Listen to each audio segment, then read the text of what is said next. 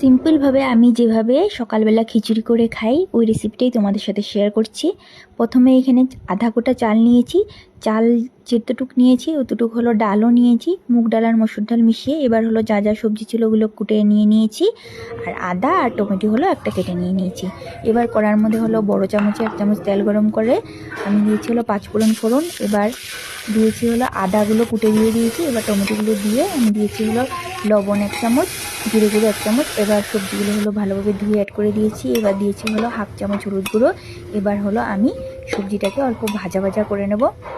সবজিটা ভাজা ভাজা হয়ে গেলে আমি এবার চাউলগুলো দিয়ে দেবো। তারপরে দেবো হলো 2 গ্লাস জল অ্যাড করে হলো ভালোভাবে সবজিটার সাথে আমি হলো চালগুলো মিশিয়ে নেব। মিশিয়ে নিয়ে আমি কুকারে হলো 1টা সিটি দেবো ফুল স্টিমে, তারপরে হলো 3টা সিটি দেবো একদম লো ফ্লেমে।